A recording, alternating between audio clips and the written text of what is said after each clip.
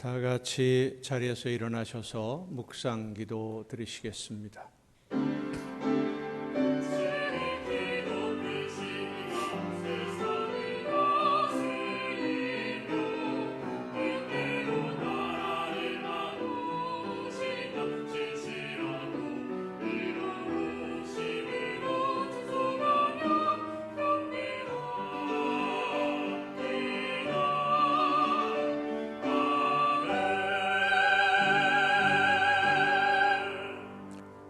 나의 영혼이 잠잠히 하나님만 바라미어 나의 구원이 그에게서 나오는도다. 오직 그만이 나의 반석이시요 나의 구원이시요 나의 요새이시니 내가 크게 흔들리지 아니하리로다. 아멘. 전능하신 하나님, 독생자 예수 그리스도를 이 세상에 보내셔서 십자가 보혈로 구원의 길을 열어주시고 연약한 저희들을 자녀로 택하시고 부르셔서 구원의 길을 걷게 하시니 감사드립니다. 한없는 사랑과 은혜로 돌보시며 보호해 주셔서 지난 한 주간 주님과 함께 승리의 삶을 살게 하시고 오늘 거룩한 주일을 잊지 아니하고 한 마음으로 예배할 수 있도록 이 자리에 불러주심도 감사드립니다. 이 시간 한 마음으로 하나님을 사랑하며 믿고 순종하고자 예배하는 성도들에게 은혜와 사랑으로 성령의 충만한 능력으로 임하여 주시옵소서. 상처받고 무거운 짐으로 힘든 심령들을 위로하여 주시고 치유하시며 새 힘을 부어 주시옵소서. 예수 그리스도의 이름으로 기원하옵나이다. 아멘.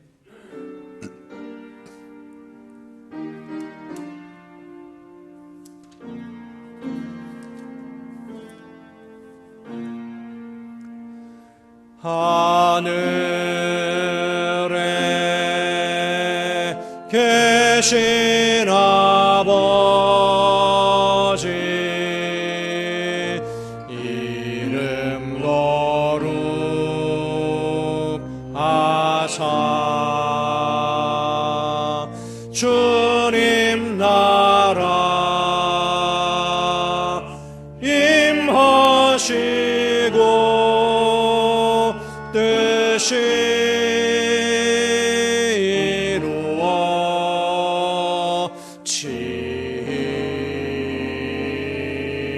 이루어지이다. 일용할 양식 주시고 우리들의 큰 죄 다 용서하옵시고 또 시험에 들게 마시고 악에서 구원하소서. 대개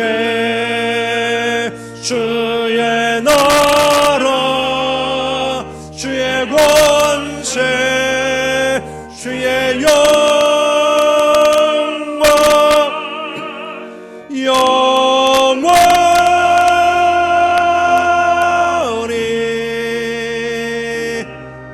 아멘.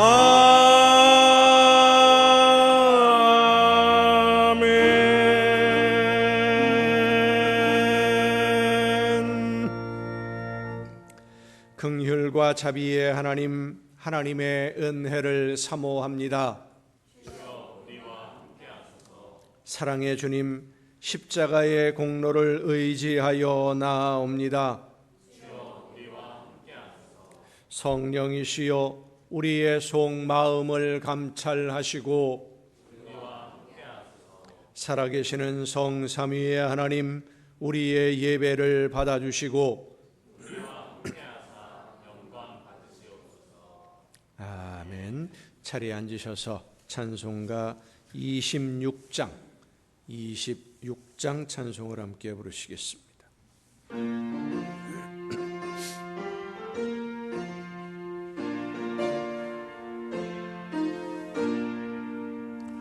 구세주를 아는 이들 주여 찬송하세.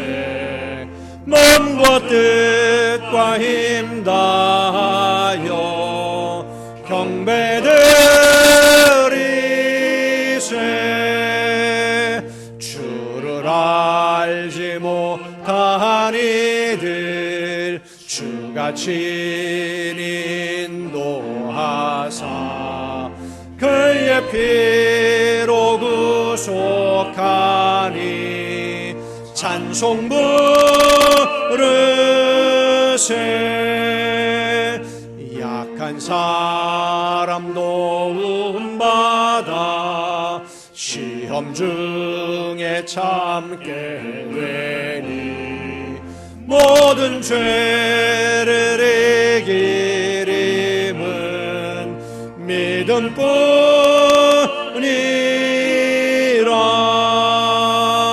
진리 되신 우리 주는 영원토록 변함없네. 성도들아 주를 믿어 길이 섬기세.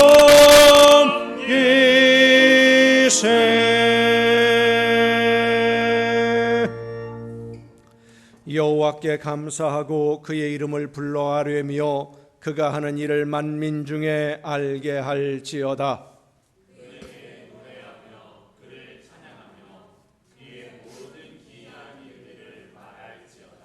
그의 거룩한 이름을 자랑하라. 여호와를 구하는 자들은 마음이 즐거울지로다. 여호와와 그의 능력을 구할지어다. 그의 얼굴을 항상 구할지어다. 너희는 그가 행하신 기적과 그의 이적과 그의 입의 판단을 기억할지어다. 그는 여호와 우리 하나님이시라. 그의 판단이 온 땅에 있도다. 그는 그의 언약 곧 천대에 걸쳐 명령하신 말씀을 영원히 기억하셨으니 이것은 아브라함과 맺은 언약이고 이삭에게 하신 맹세이며 야곱에게 세우신 율례 곧 이스라엘에게 하신 영원한 언약이라. 여호와께서 낮에는 구름을 펴사 덮개를 삼으시고 밤에는 불로 밝히셨으며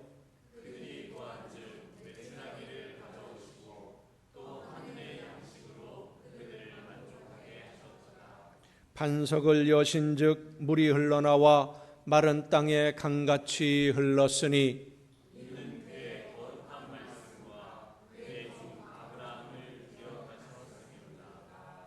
아멘.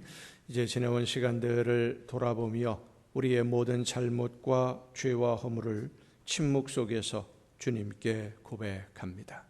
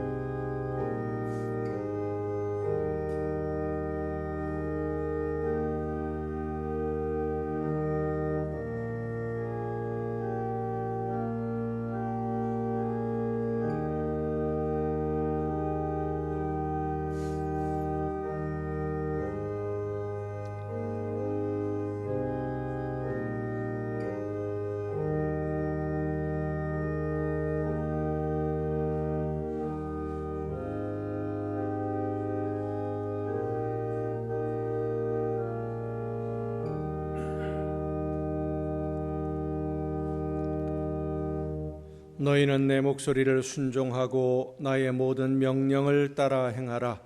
그리하면 너희는 내 백성이 되겠고 나는 너희의 하나님이 되리라.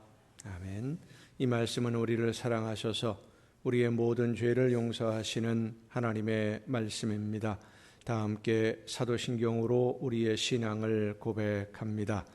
나는 전능하신 아버지 하나님 천지의 창조주를 믿습니다. 나는 그의 유일하신 아들 우리 주 예수 그리스도를 믿습니다. 그는 성령으로 잉태되어 동정녀 마리아에게서 나시고 본디오 빌라도에게 고난을 받아 십자가에 못 박혀 죽으시고 장사된 지 사흘 만에 죽은 자 가운데서 다시 살아나셨으며 하늘에 오르시어 전능하신 아버지 하나님 우편에 앉아 계시다가 거기로부터 살아있는 자와 죽은 자를 심판하러 오십니다. 나는 성령을 믿으며 거룩한 공교회와 성도의 교제와 죄를 용서받는 것과 몸의 부활과 영생을 믿습니다. 아멘. 다 함께 찬송가 285장 찬송을 함께 부르시겠습니다.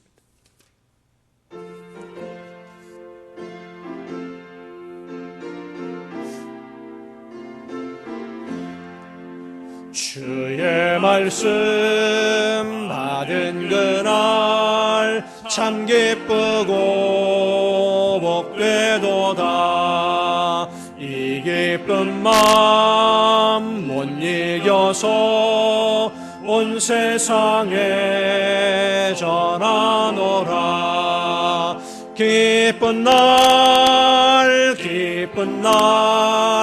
주 나의 죄 다시 쓴 날 늘 깨어서 기도하고 늘 기쁘게 살아가리. 기쁜 날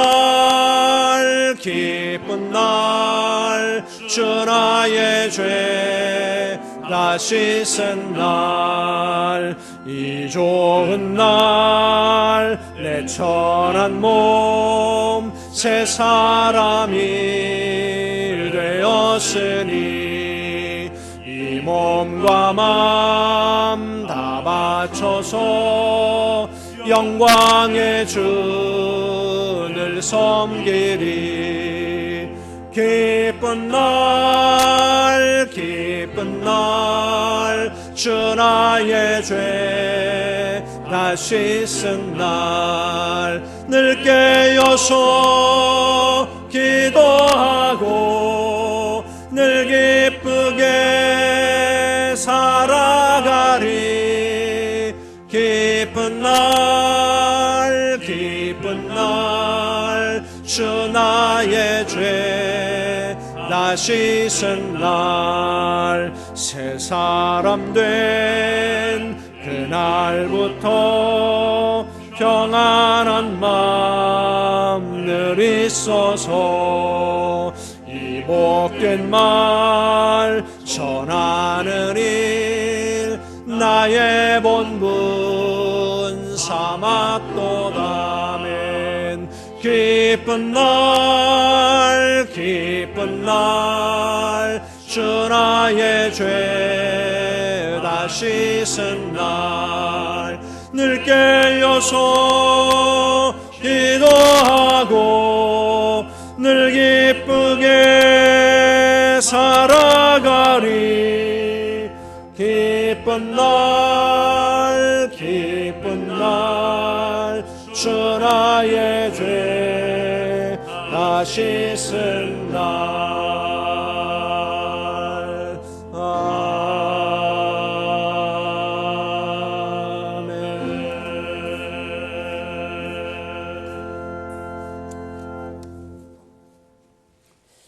감사합니다. 하나님, 오늘도 감사와 찬송과 영광을 하나님께 올립니다.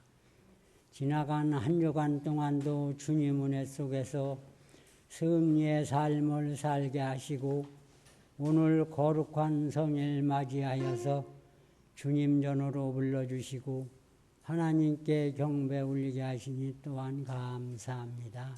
하나님, 오늘도 주님이 세우신 이 전을 기억하옵소서. 함께 하시고 긍휼을 베푸시어서 합당한 일꾼들 보내주시고 새로운 심령들 날마다 보내주시어 주님이 세우신 이 전의 빈자리가 날로 채워지게 하옵소서. 단위에 세우신 목사님을 또한 기억하옵소서. 성령으로 인도하시고 권능의 팔로 붙드시어 주님께 받은 사명 잘 감당하게 하시고 부족한 저희 영혼들 주님께로 인도하는데 영육간에 피곤치 않도록 권능의 팔로 붙들어 주옵소서. 하나님, 이 나라와 민족을 기억하시고 굽어 살피시옵소서.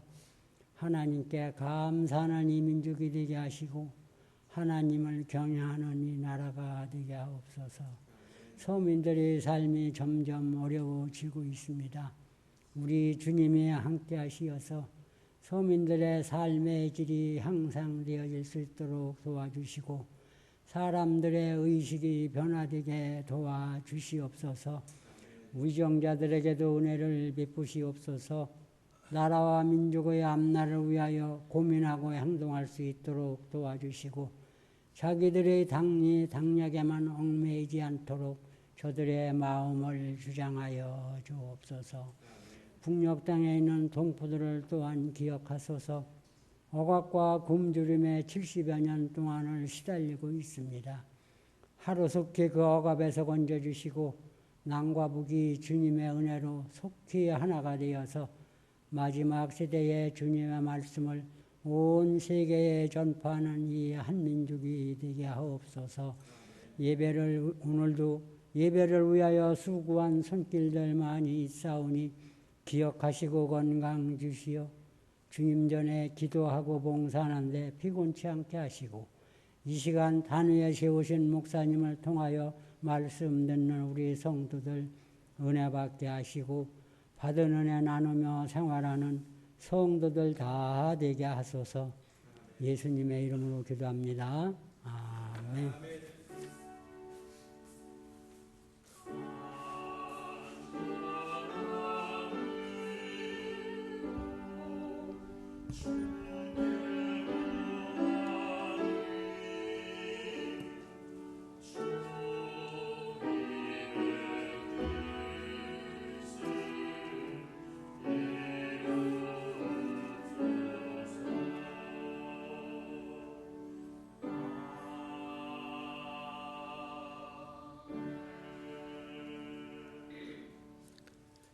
교회 소식을 알려드리겠습니다.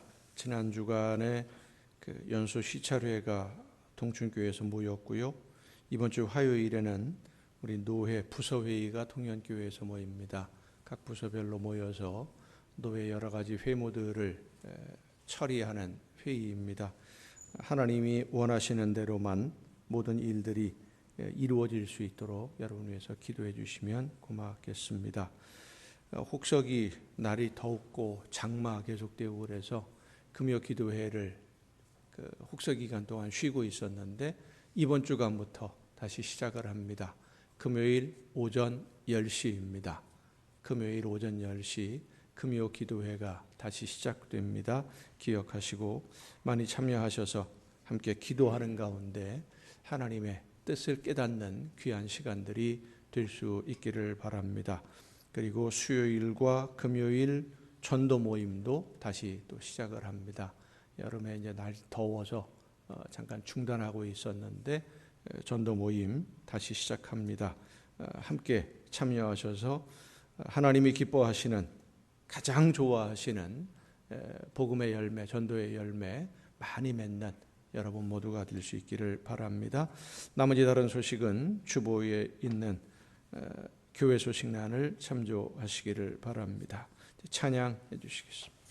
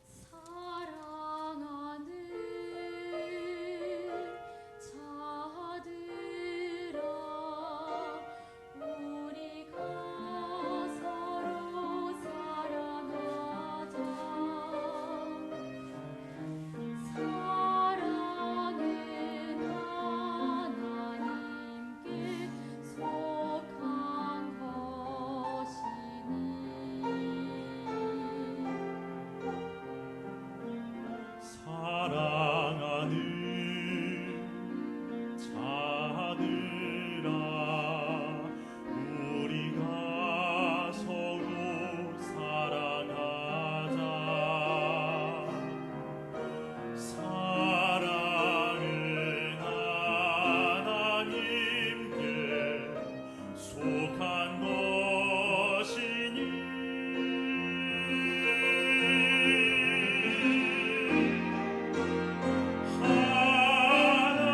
하나님의 사랑이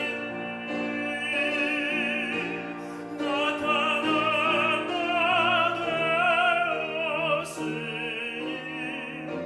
자기의 독생자를 세상에 보내셨으니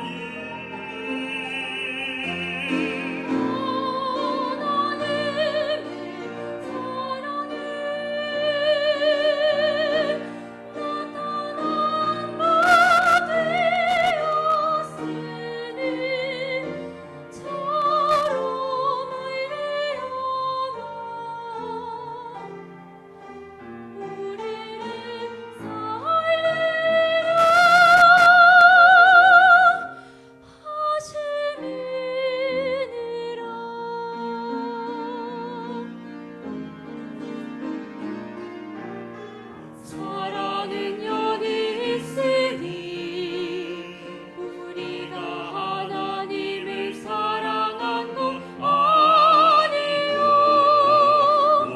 오직 하나님이 우리를 사랑하사 내 아들을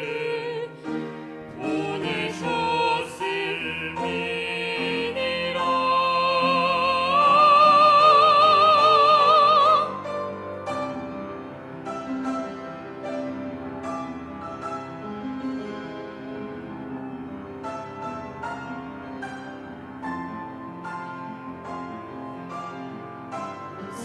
사랑하는 자들아 하나님이 우리를 우리를 사랑하셨으니 우리도 서로 사랑하는 것이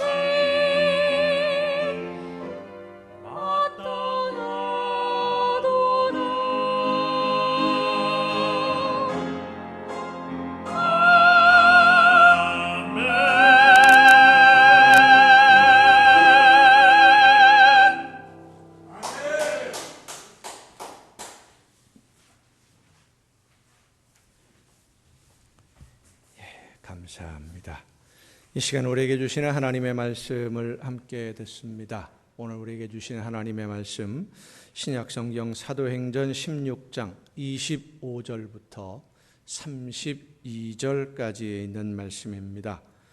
사도행전 16장 25절부터 32절까지에 있는 말씀 봉독할 때 우리에게 말씀하시는 하나님의 음성을 듣는 은혜가 우리 모두에게 충만하게 임하시기를 축원합니다. 한밤중에 바울과 실라가 기도하고 하나님을 찬송하며 죄수들이 듣더라. 이에 갑자기 큰 지진이 나서 옥터가 움직이고 문이 곧 다 열리며 모든 사람의 매인 것이 다 벗어진지라. 간수가 자다가 깨어 옥문들이 열린 것을 보고 죄수들이 도망한 줄 생각하고 칼을 빼어 자결하려 하거늘 바울이 크게 소리질러 이르되 네 몸을 상하지 말라 우리가 다 여기 있노라 하니 간수가 등불을 달라고 하며 뛰어들어가 무서워 떨며 바울과 실라 앞에 엎드리고 그들을 데리고 나가 이르되 선생들이여 내가 어떻게 하여야 구원을 받으리이까 하거늘 이르되 주 예수를 믿으라 그리하면 너와 네 집이 구원을 받으리라 하고 주의 말씀을 그 사람과 그 집에 있는 모든 사람에게 전하더라. 아멘. 말씀을 통해서 나에게 말씀해 주시는 하나님의 음성을 듣는 은혜가 이 시간 우리 모두에게 충만하게 임하시기를 축원합니다. 기도하시겠습니다. 오늘도 크신 사랑으로 연약한 저희들을 부르시고 말씀해 주시는 아버지 하나님, 죄악과 유혹이 가득한 세상에서 하나님의 말씀대로 순종함으로 아름다운 하나님의 나라를 세워가며 하나님이 기뻐하시는 열매 맺기를 간절히 소원하는 하나님의 자녀들이 이 시간 함께 모여 예배하며 말씀 듣기를 원하오니 성령께서 이 자리에 임하여 주시고 우리의 심령을 주관하여 주시옵소서. 지혜를 허락하여 주시옵소서. 말씀을 듣고 깨닫게 하옵시고 믿음을 더하시사 하나님이 원하시는 뜻대로 결단하고 실천하며 순종으로 나아가는 우리 모두가 되게 하여 주시옵소서. 연약한 종을 세우셨사오니 성령의 능력과 권능으로 붙들어 주셔서 사람의 모든 부족함과 연약함과 미련함을 가리워 주시고 오직 하나님이 원하시는 말씀만 전달하는 일꾼으로 하나님의 도구로 사용하여 주시옵소서. 모든 것을 주님께 의탁하옵고 예수님의 이름으로 기도하옵나이다. 아멘. 여호와 하나님은 여러분에게 복을 주시고 여러분을 지키시기를 원하며 여호와 하나님은 그 얼굴을 여러분에게 비추사 은혜 베푸시기를 원하며 여호와 하나님은 그 얼굴을 여러분에게로 향하여 드사 평강 주시기를 원하노라. 아멘. 하나님의 은혜와 평강이 또 그 놀라운 축복이 이제로부터 영원토록 여러분의 삶에 또 가정과 계획하는 모든 일들 위에 풍성하게 충만하게 임하시기를 축원합니다. 개와 고양이는 전 세계적으로 사람과 가장 친한 동물로 알려져 있는 동물입니다. 2022년도 작년이죠. 9월 달에 개나 고양이를 집에서 키우고 있는 가구를 조사를 했는데요. 얼마나 키우고 있을 것 같습니까? 우리나라 전체 가구의 4분의 1 정도가 집안에서 개나 고양이를 키우고 있다라고 대답을 했습니다. 4분의 1 그러면 한 1,500만 정도 됩니다. 엄청난 숫자지요. 4집 중에 한 집은 개 아니면 고양이가 집에 있는 거예요. 사실 개나 고양이는 오래전부터 정말로 오래전부터 집에서 기르던 가축이었습니다. 개는 주로 집을 지키고 짐승을 사냥하기 위해서 마당에서 기르던 가축이었었고 고양이는 쥐를 잡기 위해서 부엌이나 광에서 이렇게 창고에서 기르던 그런 가축이죠. 개 중에는 우리나라에는 그런 개가 처음에는 없었습니다마는 외국에서는 고양이를 길들이기가 어려우니까 고양이 대신에 개를 훈련을 시켜서 품종을 개량해서 쥐를 잡는 용도로 개량한 그런 개도 있습니다. 레테리어라고 하는 그 품종인데 작아요.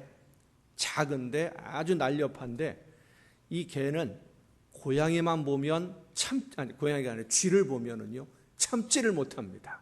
그냥 들쑤시고 돌아다니면서 쥐만 잡는 아주 그쪽으로 특화된 개량된 강아지인데 이 개나 고양이나 모두 사람들의 필요에 따라서 품종을 개량해서 사용을 하는 그런 가축인데 개를 많이 키울 것 같습니까? 고양이를 많이 키울 것 같습니까? 여러분 생각하시기에 우리나라에서 개를 키우는 집이 많을까요? 고양이 키우는 집이 많을까요? 개를 키우는 집이 그 설문에 응답한 사람들의 비율로 보면 75.6%입니다. 75.6%. 고양이가 27.7%. 100%가 넘어가요. 그러니까 개하고 고양이를 같이 키우는 집도 있는 거고 몇몇 집은 개를 키우는 집이 고양이를 기르는 집보다 거의 3배 정도가 됩니다. 왜 개를 훨씬 더 많이 키우는 걸까? 정확한 이유를 찾기도 어렵고 분석하기도 쉽지 않습니다만은 개와 고양이의 특징이 영향을 미친다라고 전문가들은 말합니다. 이 개와 고양이의 특성을 분석해 보면 여러 가지가 다릅니다만은 가장 큰 특징이 사람을 대하는 태도, 주인을 대하는 태도에 아주 큰 차이가 있다고 합니다. 개는 주인을 따르는 충성심에서 다른 동물과 비교가 안 될 정도로 충성심이 대단한 동물입니다. 그래서 개는 주인이 한 번이라도 베풀어준 고마움을 잊지 않고 끝까지 충성을 다하는 동물이에요. 그래서 보면 실수로 잃어버린 개가 몇 달이 지나서 가진 고생을 하며 집을 찾아온 이야기라든지 주인을 지키기 위해서 자기 목숨을 잃는 개들에 대한 이런 이야기들이 많아요. 심지어는 아주 덩치가 작은 조그마한 개들도 주인을 지키기 위해서라면 큰 개한테 달려들어 싸움 상대가 안 된다는 걸 뻔히 알면서도 달려들어 싸우는 일이 종종 있습니다. 평소 같으면 주인이 없다거나 주인이 그 위협을 당하지 않으면 꽁지가 빠지게 도망갈 그런 작은 개가 주인이나 주인의 자녀들이 큰 개에게 물리게 되거나 맹수의 위협을 당하게 되면 목숨 걸고 달려들어서 막 싸워댑니다. 주인의 고마움을 잊지 않는 동물, 그게 바로 개입니다. 오래전에 아버님이 생존에 계실 때 기도원에 가면 보신 분들도 있습니다만은 강아지가 한 마리 있었어요. 제가 기르다가 집에서 기를 수 없고 마당에서 몇 달 동안 기르다가 이제 기도원에 부모님이 계시는데 심심해하실까봐 이제 그걸 갖다 드려. 진돗개 종류예요. 한 15년 가까이 아버님이 키우셨는데 그렇게 같이 이제 살다가 아버님이 하나님의 부르심을 받고 장례까지 다 지낸 다음에 이 개가 밥을 안 먹어요. 아버님이 이제 서울로 올라오셔서 그 이틀 만에 하나님의 부르심을 받으셨는데 그때부터 밥을 안 먹기 시작해서 장례가 끝날 때까지 밥을 안 먹고 장례를 다 끝냈는데도 이제 식구들은 다 내려왔고 이제 어머님만 계시는데 이 개가 밥을 안 먹는 거예요. 밥을 안 먹고는 우리 기도원 그 구조를 아시는 분들은 아시겠습니다만은 집에서 그 예배당으로 내려오는 언덕이 있어요. 그 언덕에서 무두커니 앉아가지고 그 집으로 올라오는 길만 바라보고 있는 거예요. 며칠을 그렇게 열흘이 넘도록 물 한 모금 안 먹고 밥도 안 먹고 멍하니 앉아 있다가 하루는 아침에 어머님이 이제 개를 걱정이 되니까 이것도 해줘보고 맛있는 거 여러 가지 해줬는데 안 먹어요. 아침에 일어나서 보니까 개가 안 보여요. 늘 거기 앉아있던 자리에 없어요. 그래서 어디 갔나 찾았는데 안 보이는 거예요. 오후쯤에 찾았어요. 어디서 찾았느냐 하면 그 기도원 그 예배당 뒤에 보면 그 하우스 포장을 쳐놓고 거기 아버님이 운전하시던 차가 있습니다. 코란도 찝차인데 코란도 스포츠 차를 거기다 이제 주차를 해놨는데 그 차 운전석 발판에 고개를 얹어놓고 죽어 있었어요. 한 열흘 만에 죽었습니다. 개는 그렇게 주인을 끝까지 지키고 따르는 충성심이 대단한 동물이 바로 개입니다. 근데 고양이는 이 개하고 성격이 완전히 달라요. 주인이 자기에게 잘해주고 마음에 들면 아주 친한 척도 하고요, 아양도 떨고요, 몸을 슬슬 비비기도 하고요, 막 그래. 근데 조금이라도 마음에 안 들면은요, 주인이 불러도 삐져가지고 들은 척도 안 해요. 쌩하고 찬바람이 쌩쌩 붑니다. 주인이 위험에 빠지면 개는 자기가 달려들어서 목숨을 잃어도 대신 싸우는데 고양이는 도망가 버립니다. 자기가 먼저 살겠다고 도망가 버려요. 개는 주인이 베풀어준 한 번의 사랑을 평생 잊지 않고 죽을 때까지 기억하는 게 개입니다. 근데 고양이는 늘 잘해주다가 어쩌다 한 번 잘 안 해주면 삐져서 평소에 그렇게 잘해주던 것은 하나도 생각하지 아니하고 얼마 동안 찬바람이 쌩쌩 부는, 아주 불러도 나오지도 않고요, 어디 한쪽 구석에 숨어가지고 쳐다보지도 않고 쌩쌩거리는, 이게 바로 고양이입니다. 그래서 개는 주인이 베푼 사랑에 감사해서 은혜를 갚기 위해서 노력하는 동물이고, 고양이는 자기가 피해를 입으면 반드시 그 안갚음을 하려고 하기 때문에 사람들이 고양이보다는 개를 더 많이 키운다라고들 이야기를 합니다. 짐승의 마음을 우리가 정확하게 분석할 수 없기 때문에 개나 고양이의 실제 생각을 알 수는 없습니다마는 행동 특성들을 보면 고양이보다 개를 훨씬 더 많이 키우고 사람들이 가깝게 대하는 이유를 어느 정도는 알 수도 있을 것 같습니다. 이 개나 고양이를 키우는 것이 우리의 신앙과 무슨 관계가 있을까? 오늘 본문 말씀을 보면 사도 바울과 실라가 빌립보라고 하는 도시에서 복음을 전하다가 억울하게 매를 맞고 감옥에 갇혔을 때 일어났던 한 사건을 기록하고 있습니다.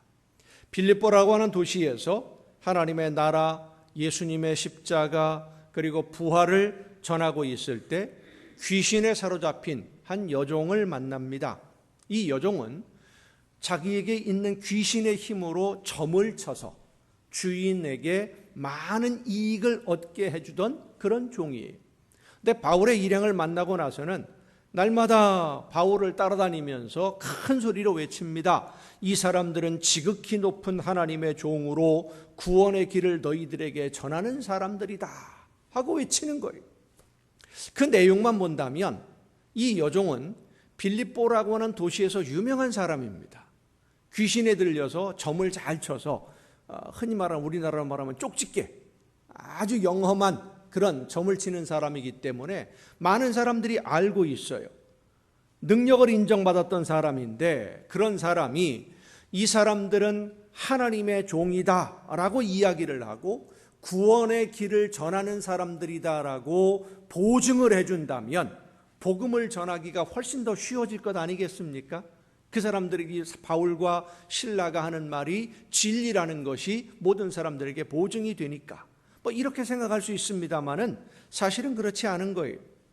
바울이 예수님의 십자가 부활을 설명하는데 이 여종이 큰 소리로 떠들었다라는 겁니다. 쉽게 표현하면 우리가 지금 이렇게 예배하고 있고 말씀을 전하는 중인데 어떤 사람이 저 뒤에 앉아서 큰 소리로 이 말씀은 하나님의 말씀입니다. 우리가 정신 바짝 차리고 들어야 됩니다 하고 계속 떠들고 있으면 예배가 어떻게 되겠어요? 정신 사나워서 말씀도 제대로 전하지 못하고 그 사람을 제지할 방법도 없고 예배를 방해하는 것과 다르지 않아요. 예배 방해되는 거예요. 말씀 전하는데 엄청난 방해를 받은 거예요. 바울이 말씀을 전할 수가 없어요. 이미 믿는 사람들에게 말씀을 가르치는 것도 아니고 하나님을 알지 못하고 예수님을 알지 못하는 사람들에게 하나님의 사랑, 예수님이 대속 제물이 되심 뭐 이런 것들을 열심히 설명하고 복음을 전하는 중인데 큰 소리로 떠들고 있으면 오히려 바울의 말에 사람들이 집중하는 것을 방해하고 있었던 거예요. 한 번 그러고 끝나는 게 아니라 한 번 소리치고 끝나는 게 아니라 매일 따라다니면서 계속 그러니까 계속 그러고 있으니까 도저히 안 되겠다. 그래서 바울이 이 여종에게 들어가 있던 귀신을 예수님의 이름으로 명령해서 내쫓아버린 겁니다. 귀신이 나갔어요. 여종이 조용해졌습니다. 귀신이 떠들다가 귀신이 나가버렸으니까 여종은 조용해진 거예요. 이 여종이 조용해진 것은 참 좋은데 더 이상 귀신의 힘으로 점을 치지 못하는 평범한 사람이 되어버린 거예요. 점을 못 칩니다. 그러니까 주인이 그 여종을 통해서 돈을 벌었는데 더 이상 돈 벌 길이 없어진 거예요. 이 여종의 주인들이 바울과 실라를 붙잡아가지고 관리들에게 끌고 갑니다. 그리고는 우리를 혼란스럽게 하는 사람들이다 라고 고소하는 말만 듣고는 바울과 실라를 채찍으로 때리고 착고에 채워서 감옥에 가둔 겁니다. 이 사도행전 16장에 있는 내용을 쭉 보면 바울과 실라 재판도 하지 아니하고 옷을 벗기고 매로 치라 라고 이야기를 합니다. 옷을 벗기고 매로 친다라고 하는 것은 맨몸에 가죽이나 노끈으로 만든 채찍으로 때리는 아주 가혹한 형벌입니다. 그리고 사람들이 다 보는 데서 옷을 벗기고 때리기 때문에 아주 치욕스러운 형벌입니다. 그렇게 많은 사람들이 보는 앞에서 치욕스러운 수모를 당하고 벌을 받고 감옥에 갇힌 이 바울과 실라가 그날 밤에 기도하며 찬송을 불렀다는 거예요. 자, 여러분 생각해 보십시다. 바울과 실라가 잘못한 게 있습니까? 하나님의 나라와 예수님의 십자가 그리고 부활에 대한 소식, 구원에 대한 복음을 전하는 것이 잘못한 일입니까? 빌립보라고 하는 도시의 법을 어긴 것도 아닙니다. 귀신에 사로잡혀 있는 여종에게서 귀신을 쫓아내고 온전한 사람으로 만들어준 게 그렇게 잘못된 일입니까? 아닙니다. 칭찬을 받아도 부족할 선한 일을 했습니다. 그런데 재판이라는 절차도 없이 옷이 벗겨지고 사람들이 보는 앞에서 채찍으로 매를 맞았어요. 일반적으로도 그렇습니다만은 신앙적인 생각, 신앙적으로 봤을 때는 어떻겠습니까? 바울은 바리새인으로서 사회적으로 명망이 있는 사람이었습니다. 그런데 부활하신 예수님을 만나고 나서 그의 인생의 방향이 완전히 바뀐 거죠. 그동안 쌓아왔던 사회적 지위, 이런 모든 것들을 다 포기하고 예수님의 복음을 전하는 하나님의 일꾼이 됩니다. 자, 그렇다고 한다면 내 삶의 모든 명예, 권력, 사회적 지위, 명망 다 포기하고 하나님의 말씀을 전하고 예수 그리스도의 복음을 전하는 일꾼으로 나섰으면 하나님도 바울을 어느 정도는 지켜주는 것이 당연한 거 아니겠습니까? 하나님의 일꾼인데 하나님의 말씀을 따라 순종하면 하나님이 좀 지켜줘야 되는 것 당연한 거라고 생각하지 않겠어요? 우리의 상식으로 본다면 하나님이 기뻐하시는 일을 위해서 충성하고 헌신하는 성도들, 하나님이 복을 많이 주셔서 만사가 형통하게 되고 가정의 문제든 건강의 문제든 사업의 문제든 모든 문제가 다 해결되고 선하고 좋은 열매만 거두게 해 주실 것이라고 기대를 하는 것이 당연한 거예요. 그런데 바울은 부활하신 예수님을 전하기 시작하면서 하나님이 주시는 그런 복을 받기는커녕 오히려 날마다 얻어맞고요, 가진 것 다 빼앗겼고요, 핍박을 받고요, 굶주렸고요, 죽음의 위협을 당하고요, 죽을 고생만 하는 거예요. 얼마나 힘든지. 유대인들에게 쫓기고 로마 사람들에게 쫓기고 이리 치이고 저리 치이고. 그렇게 빌립보라는 도시에서는 재판도 없이 옷이 벗겨지고 사람들이 다 보는 데서 채찍에 맞고 감옥에 갇히고. 기분이 좋을 수가 없지요. 생각해 보세요. 기분이 좋을 리가 없어요. 그런데 찬송을 불러요. 왜 내가 이런 고통을 받아야 될까? 하나님이 살아계신다면 하나님의 일을 하는 일꾼들, 내가 정말로 열심히 최선을 다해서 하나님이 원하시는 대로 순종하고자 하는데 좀 특별히 챙겨주시지는 않는다고 하더라도 억울한 일을 당하기는 하지 않아야 하나님의 일꾼들이 일할 맛이 나지 않겠습니까? 그런데 바울은 예수님의 복음을 전하면서 특별히 받는 것은 없고 핍박만 들었어요. 고난만 들었어요. 그런데도 매를 맞고 감옥에 갇힌 바울이 찬송을 부릅니다. 어떻게 이런 어려운 상황에 빠진 사람이 감사할 수 있을까? 하나님의 은혜와 예수님의 사랑을 잊지 않았기 때문입니다. 나를 죽음의 수렁에서 건져서 생명으로 옮기시려고 하나님이 외아들을 보내주신 그 사랑을 잊지 않았으니까. 내가 알지 못하는 모든 죄악들까지도 용서받을 수 있도록 나를 대신해서 십자가 지시고 고난당하시고 제물이 되어주신 예수님의 그 사랑을 잊지 않고 기억하고 있으니까. 그 감동이 내 마음속에서 사라지지 않으니까. 바울의 마음 깊은 곳에 영원히 용서받지 못하고 지옥에 떨어져야 할 나를 하나님의 영원한 생명의 나라로 옮겨주시려고 예수님이 당하신 그 고난이 얼마나 고통스럽고 힘든 것인지를 그 가슴 깊이 절절히 느끼기 때문에 이 말로 다 표현이 안 되는 고난과 고통을 묵묵히 견디신 것은 나를 사랑하시기 때문에, 내가 그 사랑을 받고 있으니까, 그 사랑을 지금 내가 받고 있다고 하는 이 감격과 감동이 그 가슴속 깊이 생생하게 살아있으니까 어떤 상황에서도 감사하는 마음이 솟아오르는 거예요. 그 사랑을 받고 있으니까. 성도 여러분, 감사는 내가 생각해서 만들어내는 것이 아니라 마음에서 우러나오는 것이 진짜 감사입니다.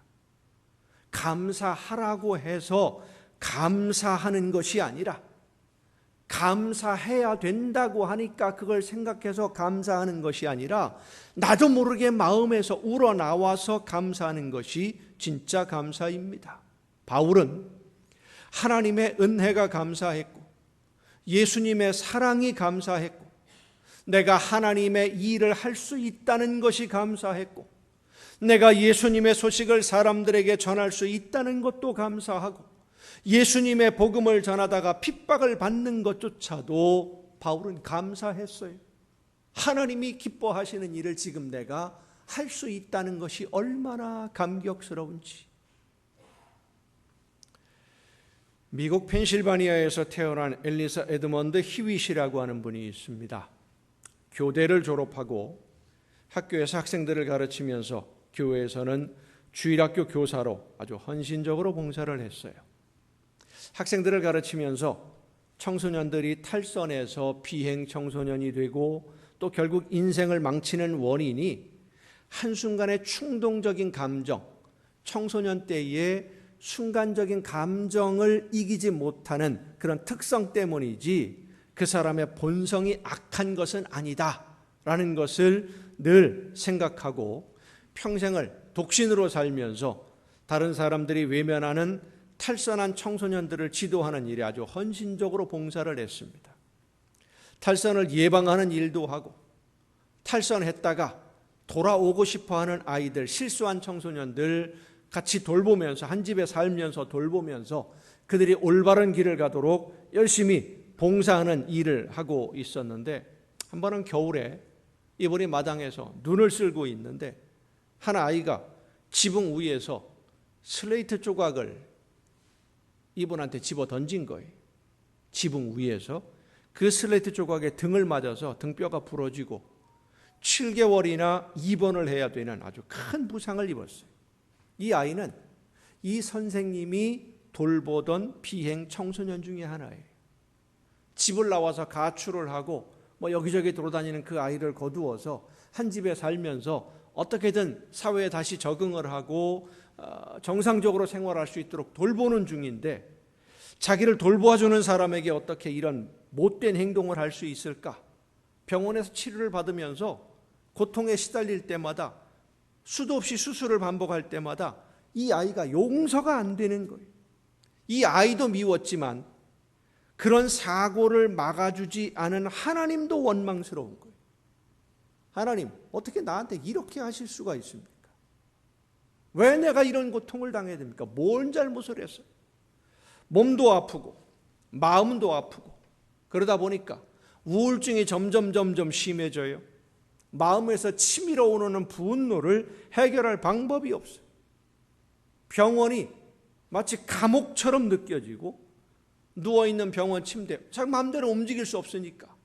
저도 허리를 학생 때 다쳐봤는데 병원에 입원해 있으니까요, 의사 선생님이 하는 말이 꼼짝도 하지 말래요. 옆으로 돌아눕지도 말고요, 가만히 송장처럼 누워있으랍니다. 여러분, 가만히 반드시 누워있으면 어떤 증상이 제일 먼저 찾아오는지 아시죠? 1시간만 반드시 움직이지 말고 누워있어 보세요. 허리가 끊어질 듯이 아파요. 그렇지 않아도 다쳐서 아픈데 멀쩡한 사람도 아파요. 그렇게 꼼짝도 하지 못하고 누워있는 그 모습들이 마치 병원 침대, 주사바늘 이런 것들이 나를 올가매고 있는 수갑처럼 느껴지는 거예요. 그렇게 지내던 어느 날 병실을 청소하는 한 아이가 환하게 밝은 얼굴로 찬송을 부르면서 쓰레기통을 비우는 모습을 봤습니다. 병실에 있는 쓰레기통 그러면 깨끗한 건 하나도 없습니다. 온갖 지저분한 건 다 들어있어요. 거기에. 그 지저분한 쓰레기통을, 쓰레기를 비우면서 얼마나 환하고 밝은 얼굴로 찬송을 부르는지 감사가 넘치는 표정을 보는 것도 싫어요. 이 선생님은 꼬라지가 보기가 싫은 거예요. 나는 신경질이 나 있으니까, 화가 나 있으니까 찬송 소리도 듣기가 싫어요. 그런데 갑자기 궁금한 생각이 들었어요. 이 엘리사 선생님이 물었습니다. 야, 너는 뭐가 그렇게 즐거워서 찬송을 부르는 거냐? 예? 못 알아들었어요. 뭐가 좋길래, 무슨 좋은 일이 있어서 날마다 그렇게 찬송을 부르는 거냐고 하고 목소리가 딱 날카로워져 있습니다. 이 아이가 대답합니다. 네, 우리 예수님이 나를 사랑하시고 내 형편을 다 아시니까 나는 걱정할 게 하나도 없어요. 그냥 즐거워요. 그래서 하나님께 감사하는 마음이 늘 있어서 나도 모르게 찬송이 나와요. 그 말을 들은 이 엘리사의 마음에 콱 하는 충격이 왔어요. 내가 지금까지 하나님을 믿고 예수님이 내 죄를 용서하시기 위해서 십자가에서 제물이 되셨다는 것을 믿고 있지만 하나님이 어떤 상황에서도 나를 변함없이 사랑하신다는 것을 머리로는 알고 있었는데 가슴으로는 느낀 적이 없구나.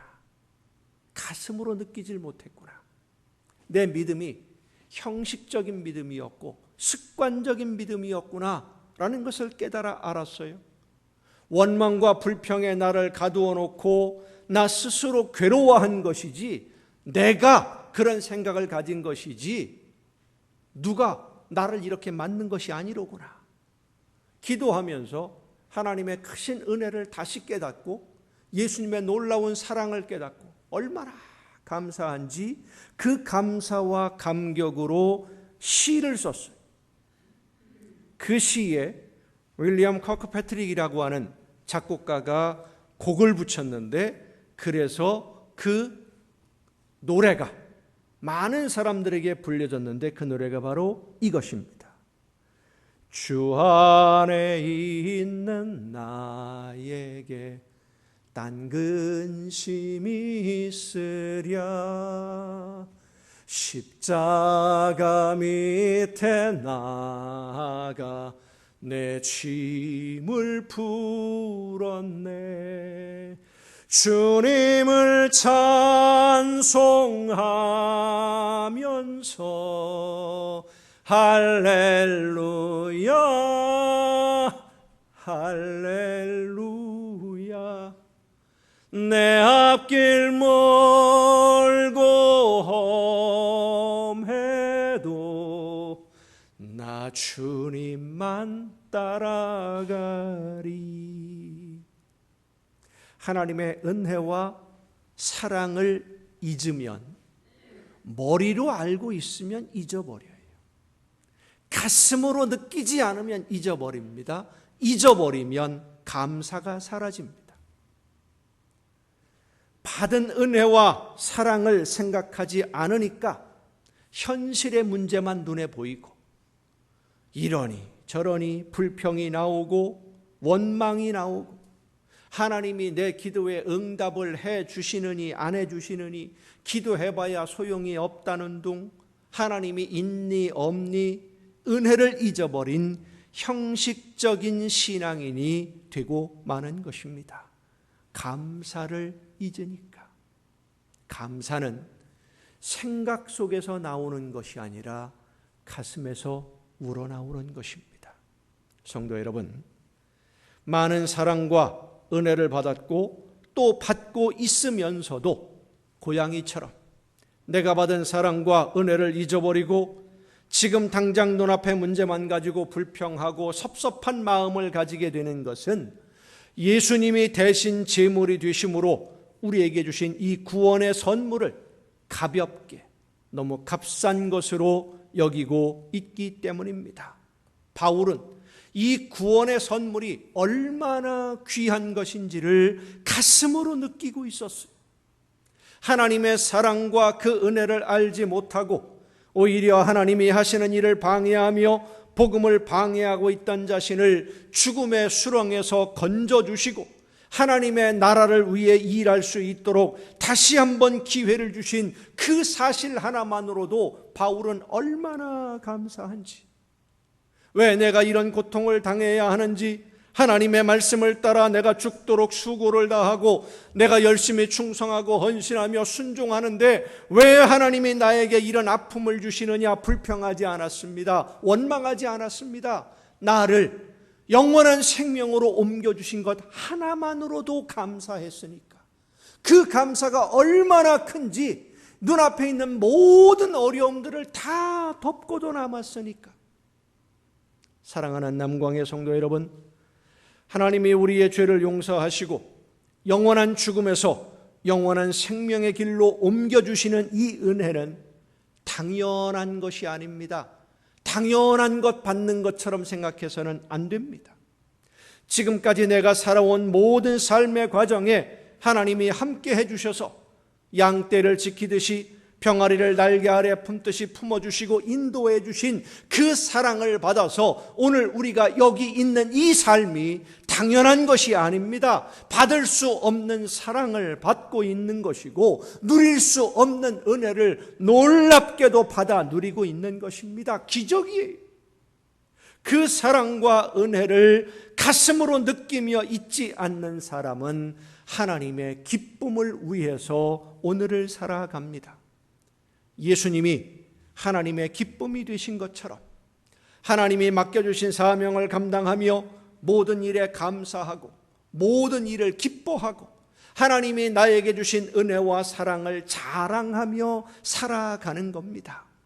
외아들을 대신 제물로 주시는 하나님의 사랑이 지금도 변함없이 여전히 나를 사랑하시는 것을 내가 믿으니까, 그 감격이 여전히 내 안에 있으니까, 그래서 하나님이 결국은 선하게 내 길을 인도하실 것을 믿으니까 기뻐하며 감사하며 오늘을 살아가는 것입니다.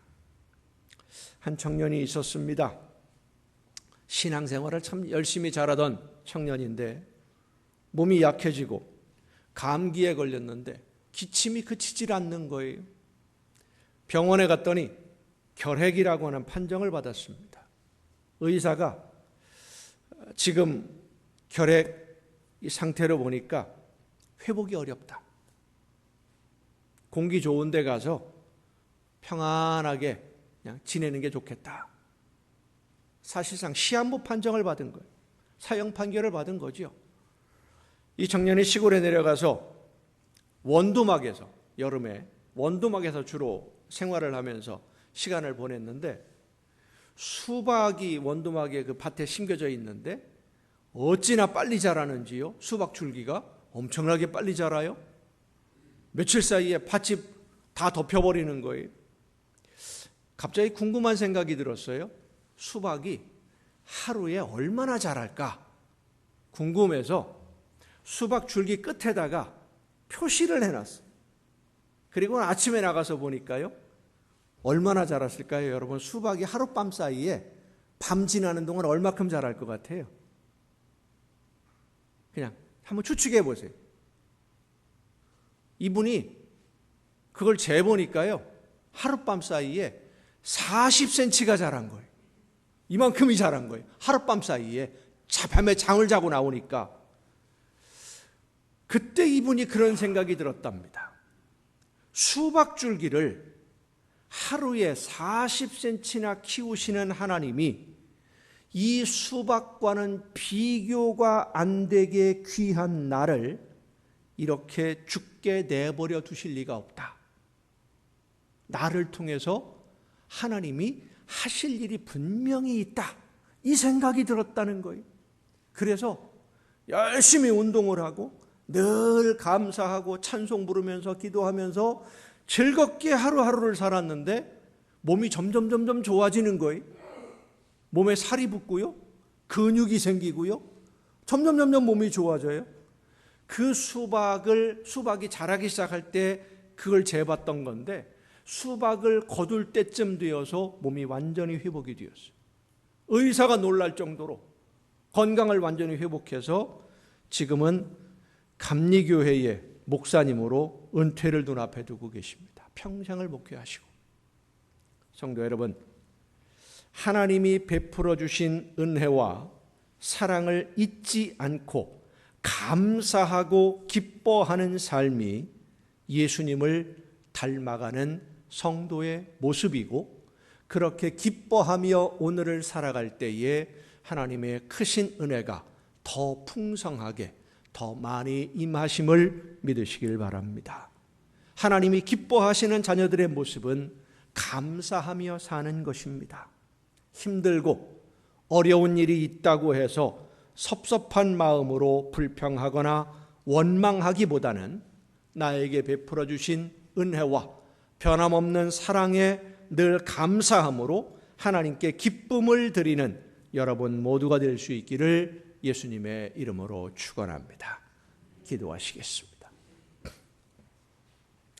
오늘도 연약한 저희들의 삶을 은혜 가운데 돌보시며 인도해 주시는 아버지 하나님, 받은 사랑과 은혜가 얼마나 크고 놀라운 것인지 우리의 머리로는, 우리의 지식으로는 짐작할 수도 없고 이해할 수도 없지만 하나님의 그 크신 사랑으로 오늘 저희들을 죽음에서 생명으로 옮겨주시고 하나님의 자녀로 영원한 하나님의 나라를 바라보며 오늘을 살아갈 수 있도록 성령의 능력으로 붙들어 주심을 감사드립니다. 이 감사함으로 늘 기뻐하며 찬송 부르며 하나님이 원하시는 일들을 즐겁게 감당함으로 하나님에게 기쁨을 드리는 우리 모두가 되게 하여 주시옵소서. 이 모든 말씀을 예수님의 이름으로 기도하옵나이다. 아멘. 이제 우리에게 주신 하나님의 말씀을 생각하면서 함께 찬양하시겠습니다. 하나님 앞에 우리의 모든 삶을 온전히 맡기고 근심, 걱정, 염려 없이 하나님이 기뻐하시는 대로만 순종하며 하나님이 원하시는 열매를 맺는 삶으로 나아갈 수 있도록 성령의 능력으로 나를 붙드시고 인도하여 주옵소서. 기도하며 함께 찬양하십니다. 주께 맡긴 나의 삶, 근심 걱정이 없다네. 주가 주는 평안 속에 언제나 함께 한다네.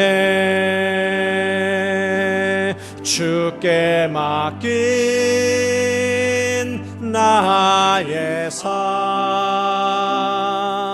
근심 걱정이 없다네. 주가 주는 평안 속에 언제나 함께 한다네.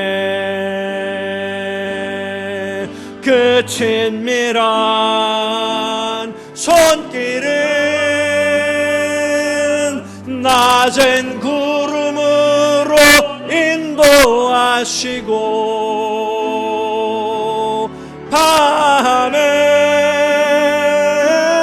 불기둥으로 지키셨네. 주께 맡긴 나의 삶, 그 친밀한 손길은 낮은 구름으로 인도하시고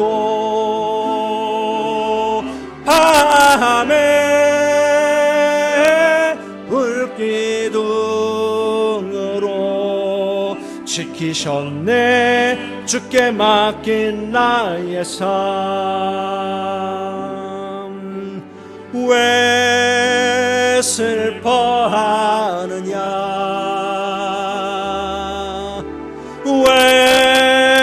걱정하느냐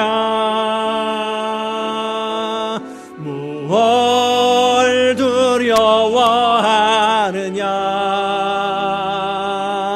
아무 염려 말아라. 우리 주님이 말씀하십니다.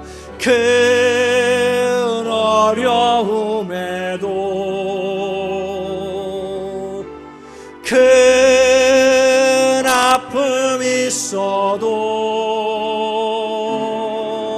이젠 아무 걱정하지 마.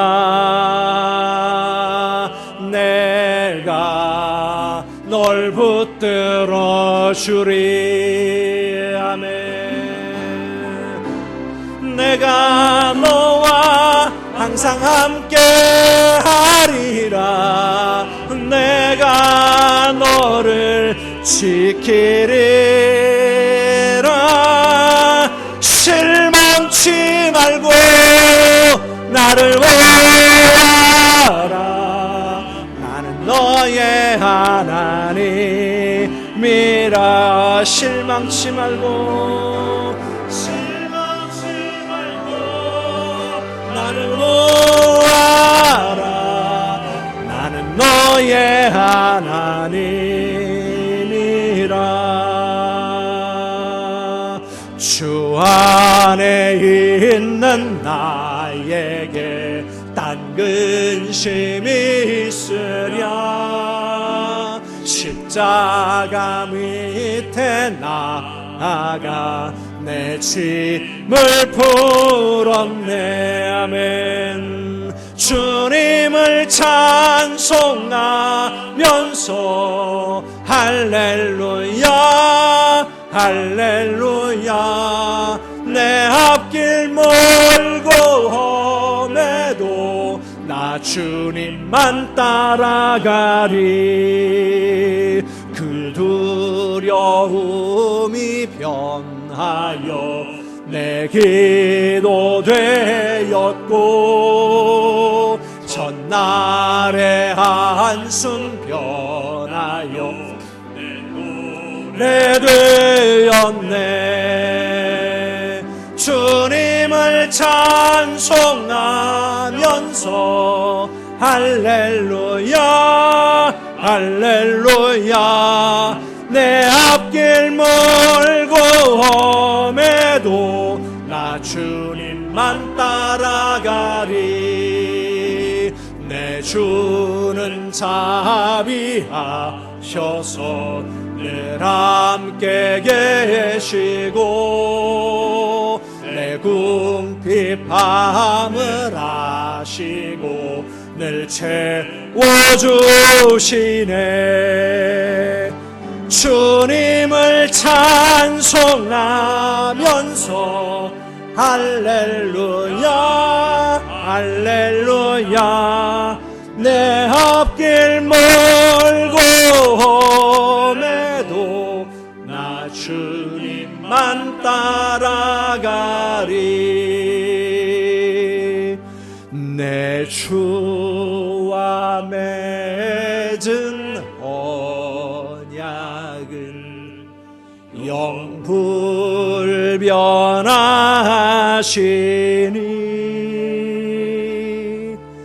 그 나라 가기까지는 늘 보호하시네.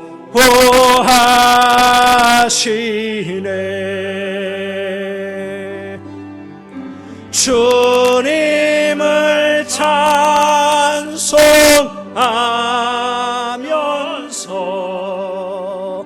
할렐루야 할렐루야. 내 앞길 멀고 험해도 나 주님만 따라가리.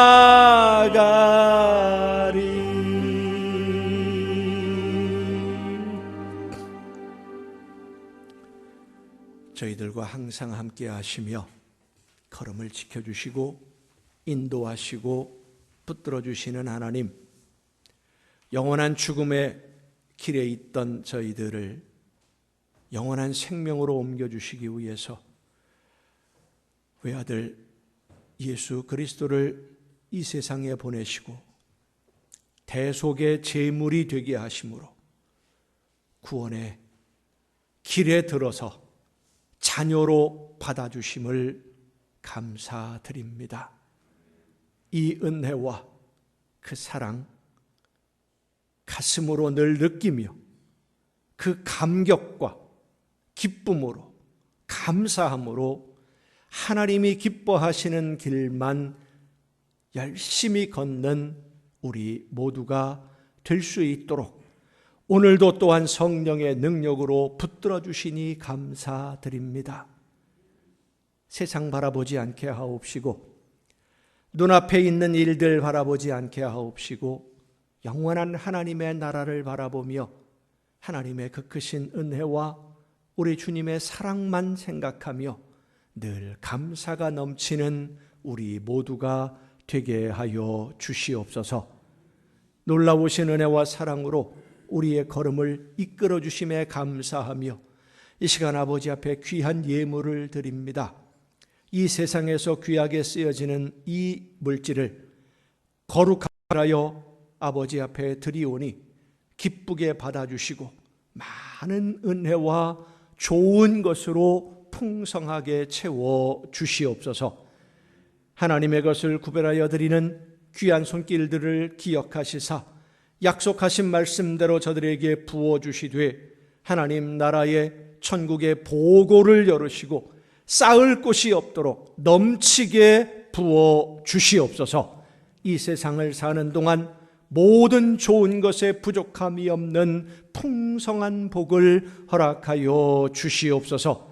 감사의 예물을 드리는 손길들을 기억하시사 더 많은 감사의 조건이 넘쳐나게 하옵시며 소원을 담아 드려지는 귀한 예물들을 기억하시사 저들이 원하는 것보다 더 좋은 것으로 이루어 주옵시고 저들의 가정에 하나님 늘 은혜와 사랑을 더하여 주시어서 이 세상을 사는 동안 주님과 함께 동행하며 날마다 천국의 행복을 누리는 복된 가정들 되게 하여 주시옵소서.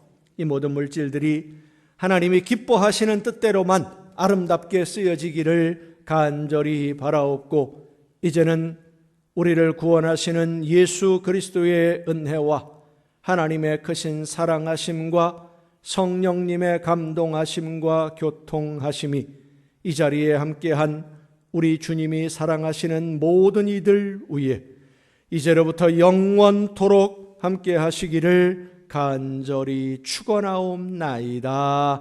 아멘.